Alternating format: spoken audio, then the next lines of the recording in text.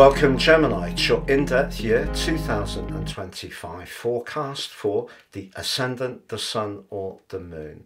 I'm going to briefly outline how I'm going to structure the video. I'll take a look at the eclipses which occur in the latter part of 2024. They're going to be very important in the early months of the new year. I'm going to share with you your solar return right at the start of the year. That will provide a backdrop energy for the whole 12 months. What does that tell us? And also, what's the role of your ruler Mercury within that? I'm also going to share with you about the switch of the nodal axis, which begins on the 11th of January in terms of the true nodes. And that sees the North Node, the point of destiny, move into the part of your chart to do with your professional reputation, your standing, your ambitions, your goals, your connection to the wider world. But the North Node pulls us towards things in not necessarily an obvious way. Have you really found your fulfillment in terms of your reputation and standing? That's going to be a big factor this year. It's an echo of the new eclipse series which started on the 18th of September in the sign of Pisces. But we also have a lot of activity for you at the start of this year in a very sociable part of your chart, one which is very much to do with your connections to others, but also your long-term plan. You may find, because of a retrograde effect in your ruler in March, and also Venus in a retrograde, that not everything is going to be plain sailing in terms of those future hopes. You may even experience some disappointment around some of your connection with others. But there is a very, very powerful set of influences developing from the time of the solar eclipse, the last solar eclipse, in an eclipse series featuring Aries and Libra on the 29th of March.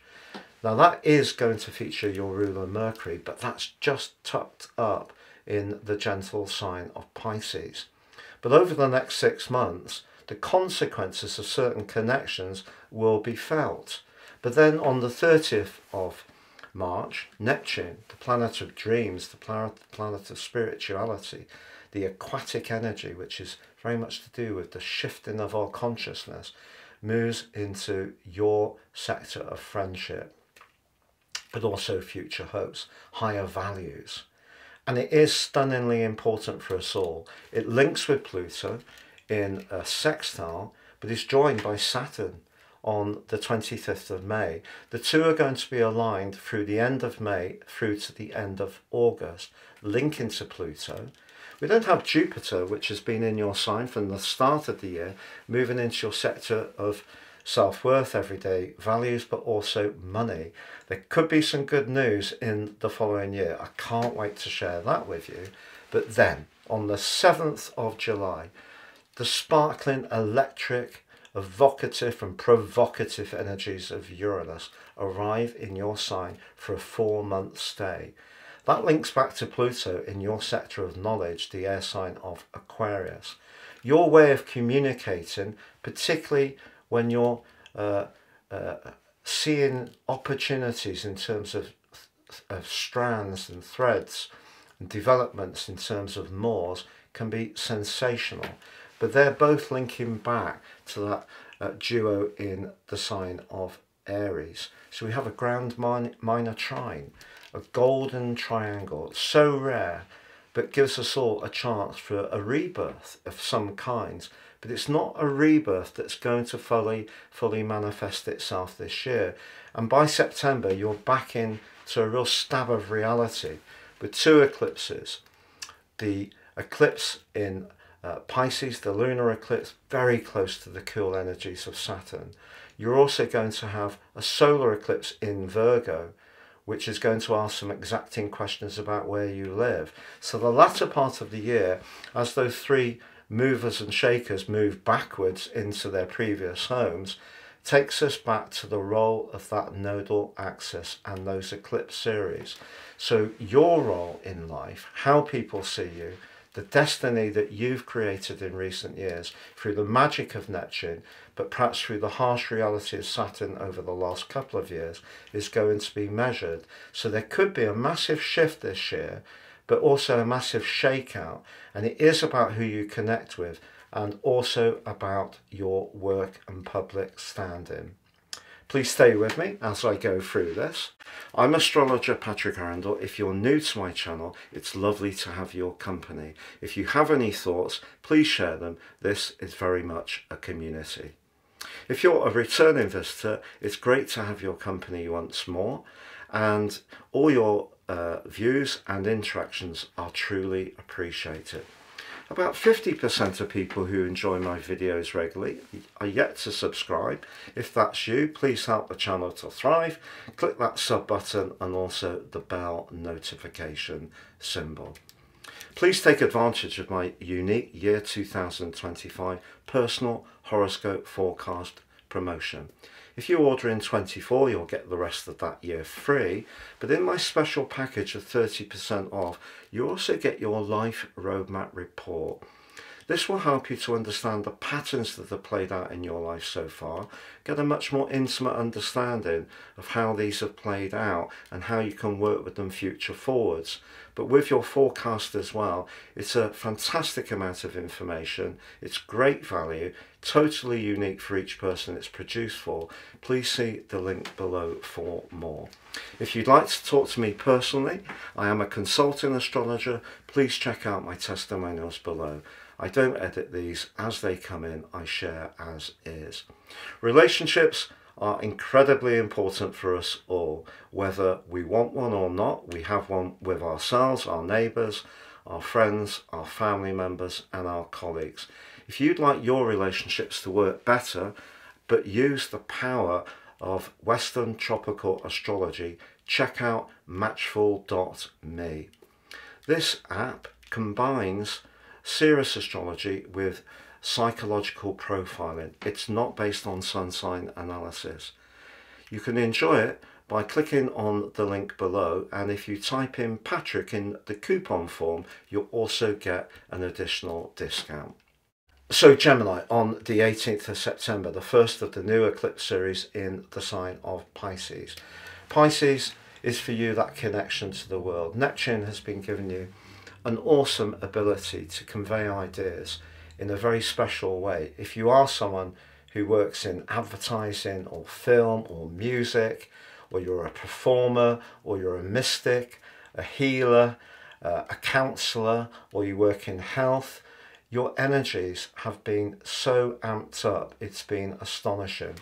But over the last couple of years, the cool wind of Saturn has been testing out some of the credibility of what you've been doing, or perhaps the world that you were existing in when 2012 began has shifted so much that some of those interests are not so compelling to you anymore. So that's really what that particular lunar eclipse is asking you. It's very, very close to Neptune. Was the dream really as achievable as you hoped? It's not saying it isn't, but if you are a creative, your charisma can be turned up to absolutely max from the 2nd of October, when the solar eclipse in your sister air sign of Libra is alongside Mercury, your ruler. If ever there was a time when you could use your wit, flair and ability to convey ideas in a passionate and skillful way was turned to max, it's that. But those two eclipses coexist even though they're from different series. So if you are someone who's very in touch instinctively with your direction of travel, but you still are feeling very playful and you want to connect to people, you'll have it all together. But if you're not so much in touch with your instincts, or you're kidding yourself about some of the reality of some situations, that could cause some mischief as you go into the new year. Which takes us to your solar return. So on the screen now, I'm sharing this. You can see the moon's very close to the sun. The sun's always in Capricorn at this time of the year. On the 30th of December, we had a new moon at the end of last year. So we're still surfing that new moon energy.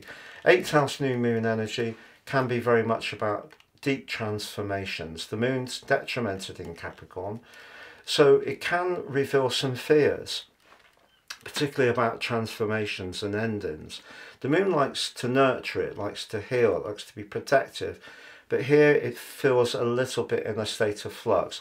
But in a more practical way, if you do find yourself working on shared resources and finance this year, or anything to do with property matters, wouldn't be a complete surprise. There could also be something to do with life insurances, investments, inheritances, legacies, that kind of stuff also could come up.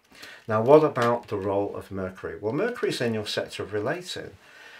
Mercury in the 7th house, it may be detrimented in Sagittarius, but it's very keen on knowledge, but it can just be a bit quick in making decisions on things. But it's kind of saying that maybe you can be a bit more detached if some people see things differently. Yeah? Well, it's just that Mars, the planet of passion, is in your 3rd house, which is very much about your ideas and immediate communication. But it's in retrograde and it's in an opposition with the powerful Pluto. If you believe in something strongly, it's going to be very difficult for you to take a backward step throughout 2025. In fact, you may feel almost consumed with your beliefs.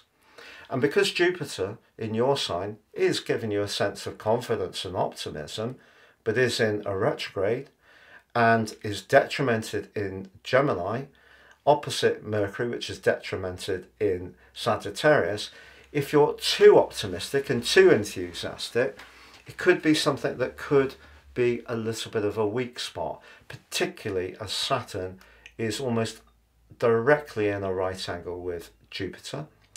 So your worldly interaction or your worldly reputation and standing and status is highlighted by Saturn, and it's going to be highlighted by that North Node from the 11th of January throughout the whole year.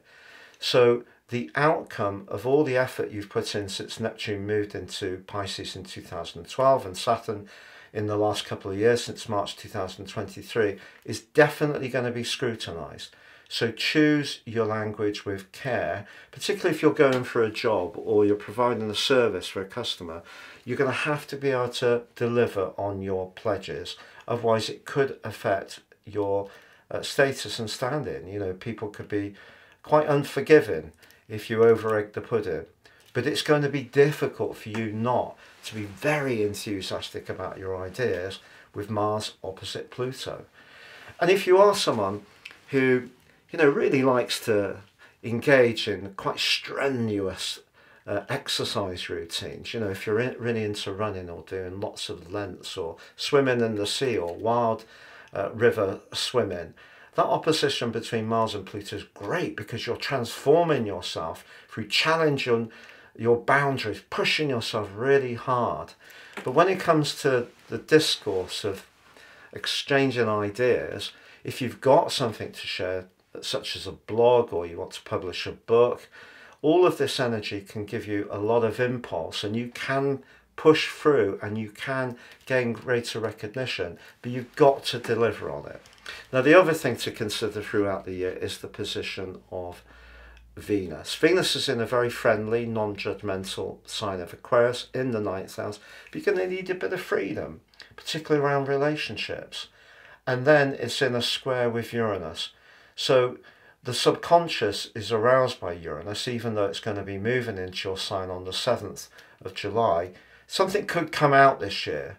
Maybe you're going to let something slip that you've been holding in. It could be to do with your past. It may be you're going to meet someone, and maybe you're going to meet someone where you want a little bit of a open-ended relationship. It could be even friends with benefits.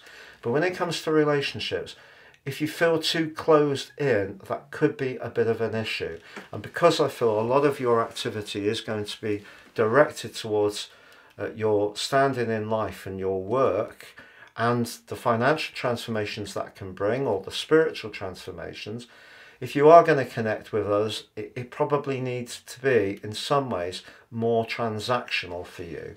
But if you are wanting a deep and devotional relationship, certainly the intimate part of the relationship, if you align around your ideas can be hot, hot, hot with Mars in an opposition with Pluto. So that gives you a flavour of what you can expect through the whole of the year. You can be bubbly, but don't promise more than you can realistically deliver. You're going to feel passionate about your ideas.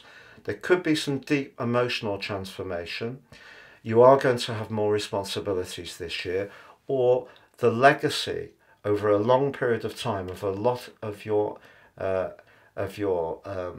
energies, commitment.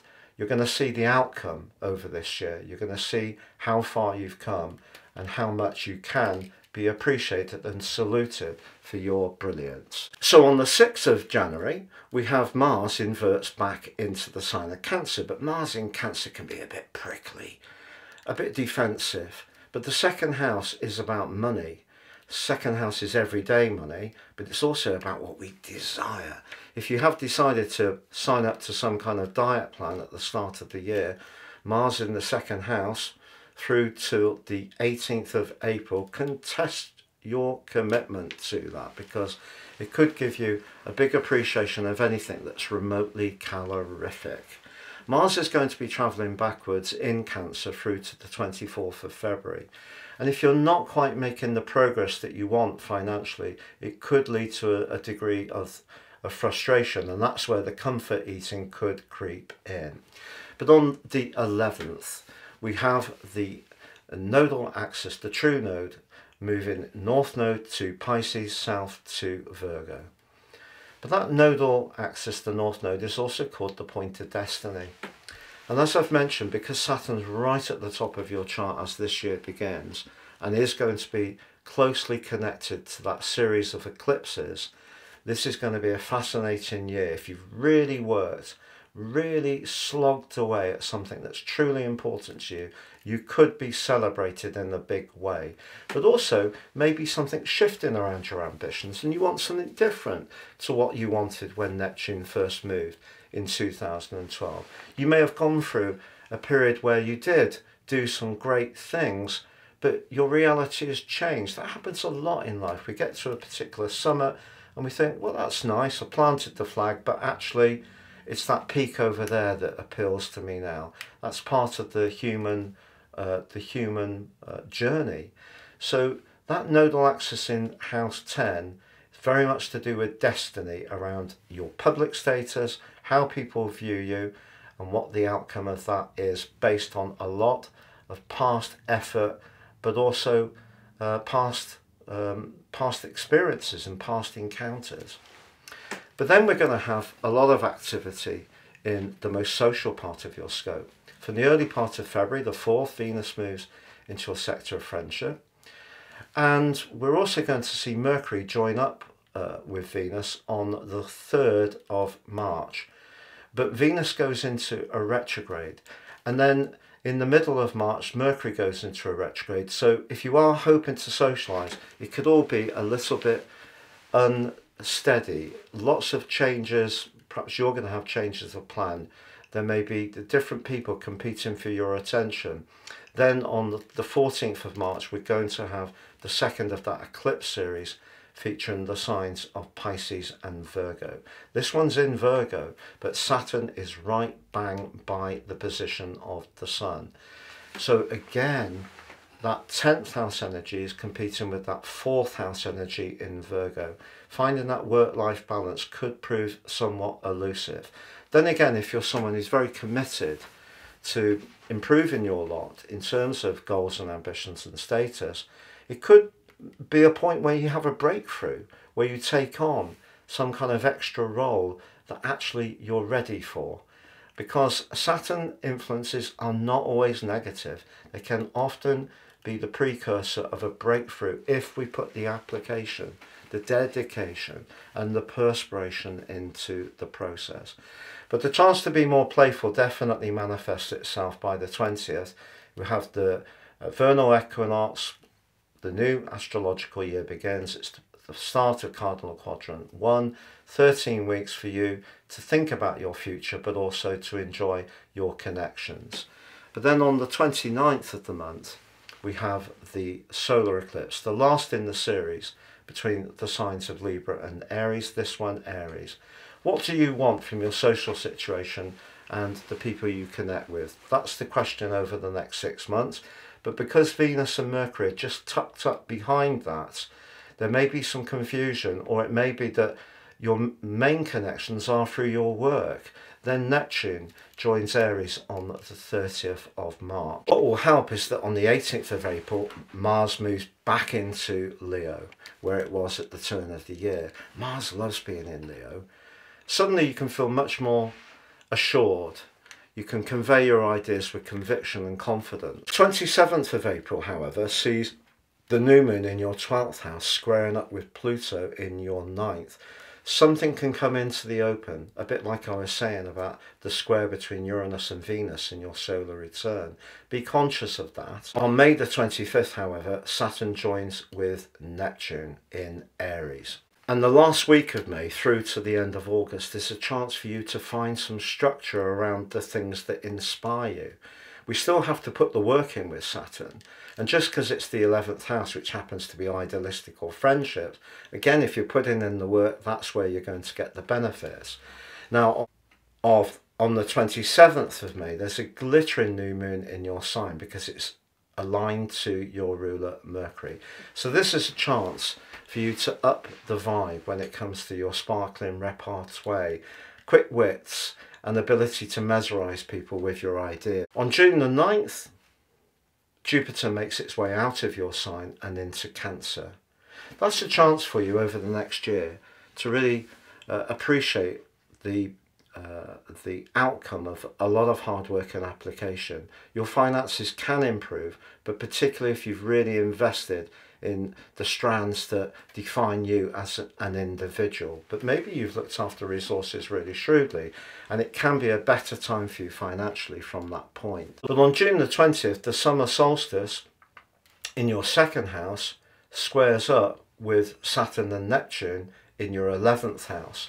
You can't be too idealistic about money over the following 13 weeks, and certainly are not about the friendships you keep. They've got to be good for you in terms of being supportive, but also practical. On July the 7th, it's something to really celebrate, the arrival of Uranus in your sign for 4 months through to the 8th of November.